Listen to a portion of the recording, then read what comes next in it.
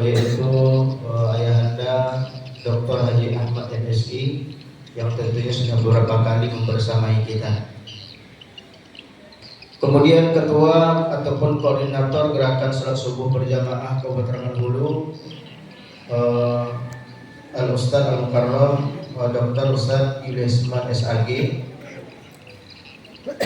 serta seluruh imam dan pengurus masjid yang ada di sekitar Masjid Pangarayan, serta Bapak Ibu kaum muslimin dan muslimat, hadirin dan hadirat, yang mudah-mudahan kita semua senantiasa mendapatkan rahmat dan keberkahan dari Allah Subhanahu wa taala.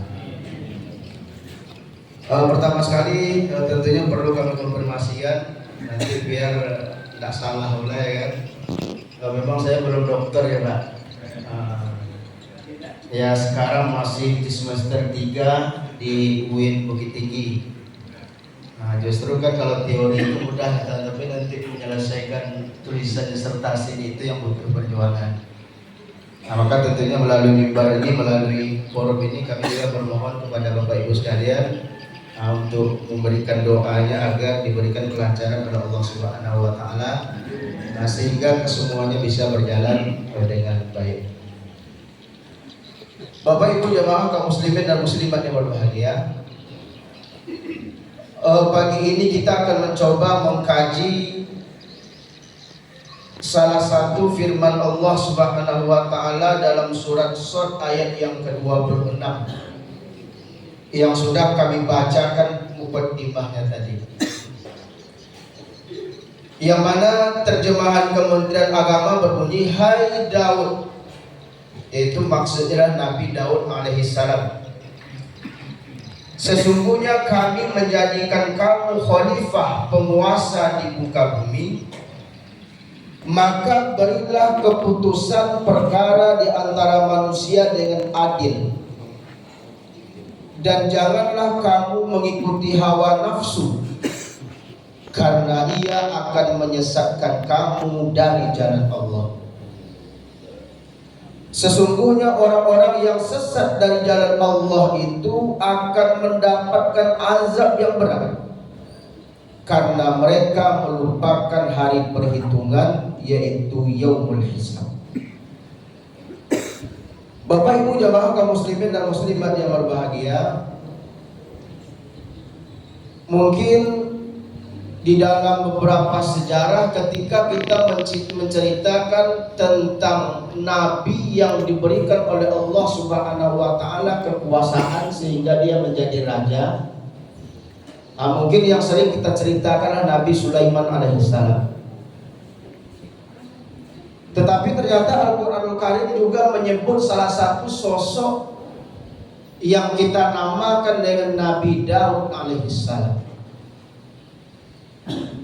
Di mana keistimewaannya Nabi Daud ini sehingga diisyarat, diinformasikan oleh Al-Quran Bapak Ibu sekalian?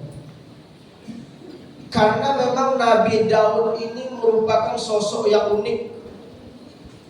Bahkan dalam sejarah Israiliyat, kalau dalam kajian tafsir sejarah Israiliyat ini bisa kita percaya, bisa juga tidak boleh dipercaya 100%, tapi juga tidak boleh ditolak 100%, bergantung nanti pada riwayatnya.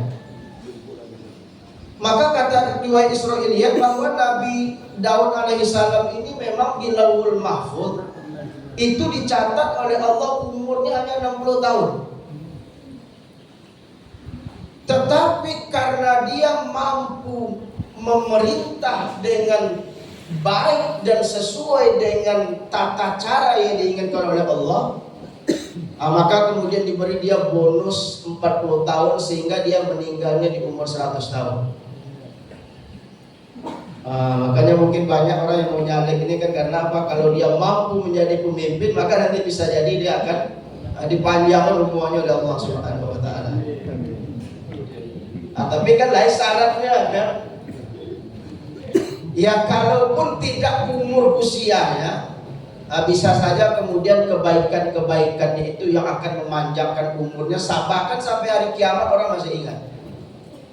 Ya tidak usah jauh-jauh lah, kalau udah Islamic Center orang ngomongnya, itu pasti identik dengan sosok-sosok tertentu, ya tidak perlu saya sebutkan, ya kan? Maka oleh karena itu Bapak Ibu sekalian?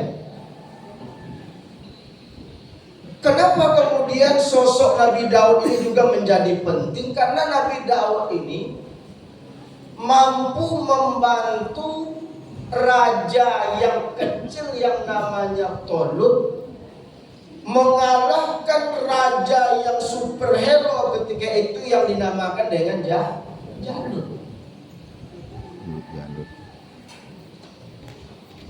Dan ternyata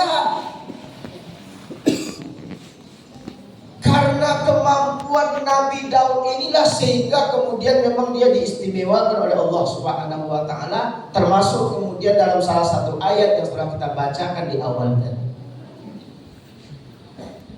Lantas Bapak Ibu sekalian, apa keistimewaannya di Nabi Daud alaihissalam? Di antaranya ayat ini menginformasikan kepada kita, ya Daud, inna ja'alnaka khalifatan fil ardi fahkum bainan nas bil haqq.